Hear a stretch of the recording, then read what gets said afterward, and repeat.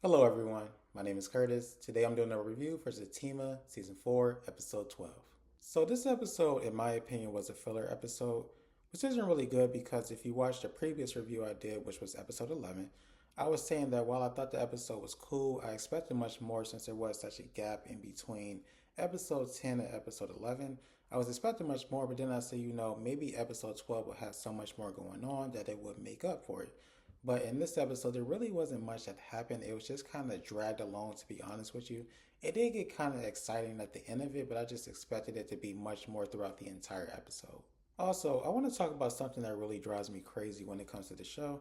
So, in my previous review, I was saying that Zatima is one of my favorite shows. So, not just one of my favorite Tyler Perry shows, but one of my favorite shows in general, right? I really do enjoy this show. But there's one storyline that I just do not like, and I just want to talk about it really quickly.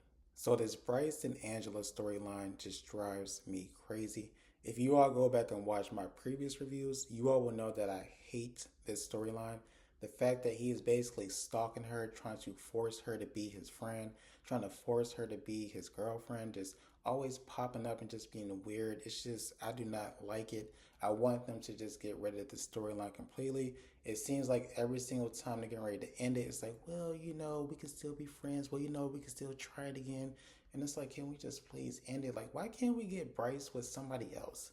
Angela, we've seen her with other people. Why can't we do the same for Bryce? Like, why do we have to keep combining them together? Like, why does it seem like there's no Angela without Bryce and no Bryce without Angela? Can we please just separate them and split them apart? It is so weird. It is so strange. Tyler Perry, if you're watching this, if there's somebody who works with Tyler that's watching this, please, in its storyline, it has to go. And listen, I get it. When it comes to this part, this is just a continuation of the first half of season 4. And then also, I do get when it comes to Tyler Perry land, seasons only last for maybe a week or two. So therefore, it's not really expected for everything to be resolved that quickly. But it's just like, come on, can we please just end this? It is so weird and so strange. It's like, we need to stop. I just want better for Bryce. Bryce needs another storyline. Angela has a lot going on, but it seems like with Bryce, he's laser focused on Angela. It just has to end. It has to stop. So please just end it after season 4. And to clarify, when I say that the seasons last for a week or two, I mean as far as the actual timeline within the season, because you all know that Tyler Perry will have multiple episodes happening within a single day. So that's what I mean by it only lasts a week or two. I just wanted to provide some clarification on that. If I were to give this episode a grade, maybe rank it 1 to 10, I would give it a solid 5.5. As I said before, this episode was pretty much a filler episode. It got kind of good at the end, but overall it was just a filler. So, yeah, I'm going to stick with that. I do hope that the last 8 episodes are much better. I can see that they are trying to build up to something, so hopefully it works out, for the best and not give us a terrible end to season 4 because right now it's not looking too good, y'all. All right, I feel like you are tired of hearing me bitch and moan, so what I want to do is just get to the review. So let's get started. So the episode started off with Angela and Charles fucking, which isn't surprising because if you go back to the last episode, Angela basically put Charles' face in her ass, so it's not surprising that they decided to have sex. I know for a lot of people they would say, hey, they just met, but you know what? They're grown. It looks like they were having a really good time. So I don't really see anything wrong with it because Angela's not in a relationship. It doesn't appear that Charles is in a relationship, so I don't really see the big deal. I don't feel like it's a problem. And so when it comes to this session, it started out in the bedroom. Then they went into the bathroom in front of the mirror. Then they went into the shower. So they definitely had a good time. It is important to note, though, that while they were in the shower having sex, Angela did slip up and call him Chris instead of Charles. He was like, hey, my name is Charles. She was like, oh, my bad.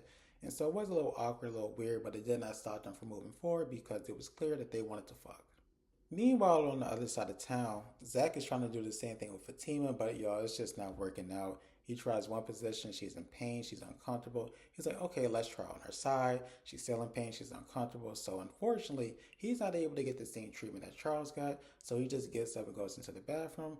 When it comes to Fatima, she does get herself together. She goes downstairs, and when she goes downstairs, she notices that the kitchen is a mess. She looks over and she sees Connie. She's like, what the hell are you doing?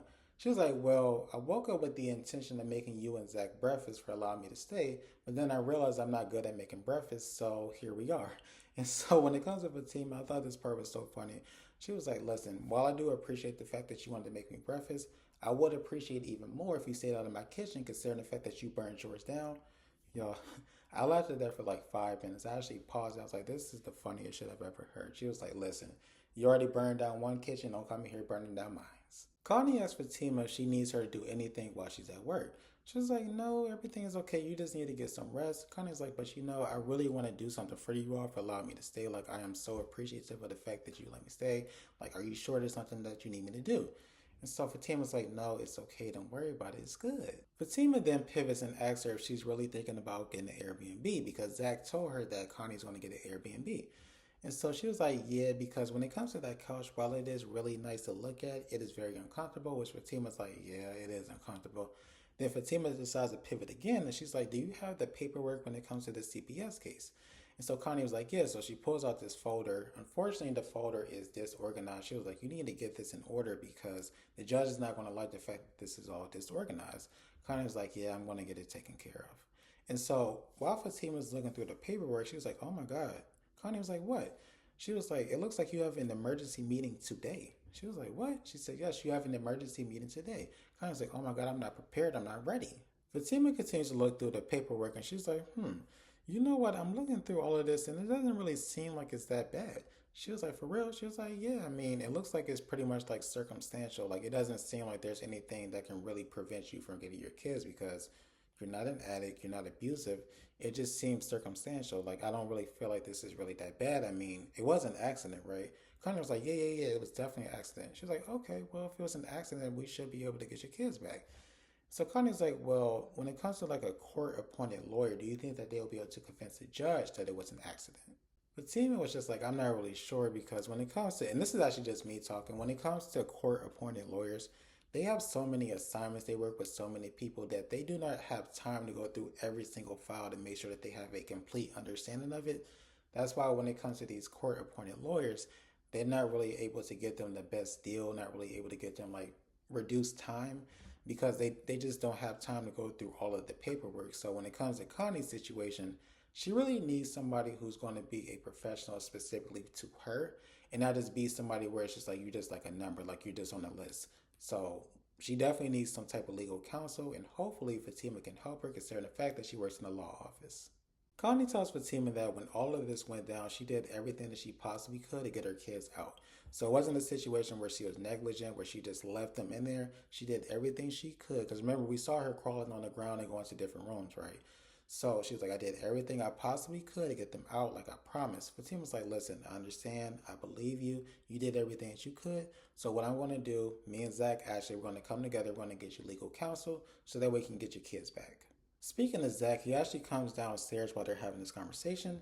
And so Fatima lets him know that she's going to take a half day off. He was like, why are you taking a half day off? She was like, well, Connie has an emergency court hearing today, so I want to be there for her to support her. And so Zach was like, well, you can't go anywhere without the bodyguard. She was like, oh my God, here you go with this bodyguard. He said, no, I'm going to call the bodyguard. Hold on 1 second. And long story short, they find out that Charles and Angela are having sex because Angela actually starts talking while Zach is talking to the bodyguard over the phone. And so they now know that Charles and Angela are fucking. And speaking of Angela and the bodyguard, we actually switched to their point of view. And so the bodyguard is trying to convince Angela to get into a relationship with him, but we all know that Angela, she has commitment issues. She's not trying to be in a relationship at this point. He is really trying to go hard, saying like, you know what, I'm your man. She was like, bro, you're not my man. Like, stop saying that. The next thing you know, you hear a knock on the door, and as soon as I heard that knock, I knew exactly who it was. I was like, oh my God, it's Bryce. Charles was just like, you know what, I'll get it. She was like, I just met you. Like, what do you mean you about to answer the door for me? He was like, listen to me. I made you come 3 times, and I'm about to make sure that you are safe. And she was like, damn, you did make me come 3 times. And so he walks to the door, he opens it, Bryce walks in, he's like, who the fuck are you? He was like, who are you? And so, long story short in this situation, it almost gets physical because Bryce is pretending like he is tough and that he wants to fight Charles. But we all know if he tries to even swing on Charles, Charles is going to whoop his ass. And it became quite clear because once Charles left, Bryce was breathing real hard, like, even he knew he was about to get tore up. And y'all, this is the part of the episode that resulted in that rant earlier about Bryce and Angela. It's just like, why are we going through this? Why is this happening? Like, how many times are they going to have this conversation? Bryce is talking about how he wants to be friends with Angela. Then he says he wants Angela to be his girlfriend.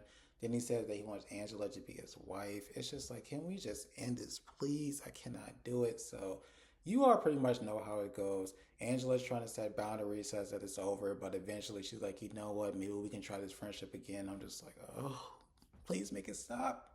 All right, so let's go to the emergency court hearing. So at the hearing, we see Connie, we see Fatima saying directly next to Connie, and then we see the woman from Child Protective Services. So the lady from Child Protective Services let the judge know that Connie does not have legal representation. Fatima says, you know what, she does not have legal representation right now, but that she's going to assist her in getting it soon. So the judge was like, well, Connie, do you want to postpone this until you get legal representation? Connie was like, no, I need my kids. I want my kids. Where are my kids? Like, we need to get this started right now because I need to have my kids. Then she looks over at the lady from Child Protective Services and she's like, well, where are my kids? So she says, you know, when it comes to the kids, she does not feel like Connie should see them until she completes her full investigation. And part of her full investigation involves interviewing the kids. And so Fatima's like, wait, hold on for a second. I do not feel like she should be able to interview the kids unless Connie's legal counsel is present. So the lady's like, no, I feel like I should be able to just do it. She was like, no. I don't feel like you should because let's even look at everything that went down. You didn't even have a warrant. You just showed up and took her kids away. Like, you didn't even follow the proper steps. We need to make sure that she has a lawyer present so we can make sure that you are on the up and up. You can't just interview the kids without legal representation there. The lady from CPS then says that when it comes to Connie, she feels like maybe she can see the kids if it is a supervised visit, but in regards to them just seeing Connie without anybody present, she doesn't believe that is the case. And then she says when it comes to the kids, she believes that the kids were the ones who started the fire because Connie was being negligent. She doesn't feel like Connie actually started the fire and tried to get the kids out. She feels like the kids started the fire because she just wasn't being present. She wasn't there. She wasn't paying attention. The judge tells the lady from CPS that she can interview the kids, but Connie's legal counsel has to be present. She was like, but Judge, he said, no. Her legal counsel has to be present. And then he looks over at Connie, he's like, you know what, when it comes to your kids, they are going to stay in state custody. But you know what, if there's a will, there's a way, there's a possibility that you may get your kids back. But right now they do have to stay in the state custody. So Connie, of course, she doesn't have a choice but to agree. And so the judge does leave. And so when it comes to the lady from CPS, she does walk out. And then Fatima was like, you know what, Connie, I need to ask you a question. So what actually happened? Like, tell me the truth. What happened? And it's important to note that while Fatima's asking Connie this question, Zach, Nate, and Tony do walk into the courtroom. And so Fatima's just like, what happened? Like, tell me. And she was like, well, my son was actually cooking some food and I fell asleep. So the kids did actually burn the apartment down because she fell asleep. And so Fatima was like, oh my God, why didn't you tell me that from the beginning? She was like, I'm sorry. They won't know. And she was like, but Connie, they're going to interview the kids. She was like, my son is solid. He's not going to say anything. She was like, but you don't know that. Like, oh, why didn't you say something? And then Fatima was like, well, you know what? You are on chemotherapy. You know, you do have cancer. So maybe we can just blame the medicine. Like, we're going to come up with something, but you should have just told me that. The next thing you know, an officer comes into the courtroom and is like, hey, who has a Jeep outside? Nate was like, Tony does. And they were just like, oh, Nate. So he's like, wait, Tony? As far as the officer, he's like, wait, Tony? So Tony's like, wait, I didn't do it. He was like, wait, I did do it, but it was an accident. Like, I'm sorry, I didn't mean to. And so everybody's like, what are you doing? Shut the fuck up. What are you talking about? He's like, I didn't mean to do it. Like, it was an accident. Like, I promise it was an accident.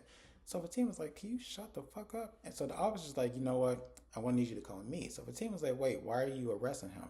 So the officer's getting ready to speak, but Tony's like, listen, no, don't say anything. I don't want them to know. Don't say nothing. Fatima's like, no, we need to know. He's like, no, listen to me. I don't want you all to know. I'm sorry. I didn't mean to do it. Like, I promise. I'm so sorry. It was an accident. So they was like, what is going on here? So the officer does walk Tony out. Now, I do want to say this really quickly. So I've watched a lot of Tyler Perry content. And so I know that when it comes to these scenes, it's not always what it seems, right? And so in regards to this, I do not believe that Tony's being arrested for what he did in the previous season. This could be a situation of him having like some traffic violations. Like, I don't really feel like the buildup was there for him to be arrested in this moment for that particular situation. But if it does turn out to be that, that it is going to be really bad, but like I said before, I don't really feel like this is really going to be the end of Tony. I don't feel like he's being arrested. So we're going to see, but based off of my experience watching Tyler Perry shows, it doesn't seem like this is really the point where he's going to be arrested for that.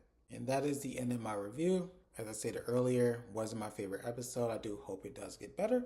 But if you all could, please like, comment, share, and subscribe. That would be great. Hope you have a great rest of your day. Take care. Bye.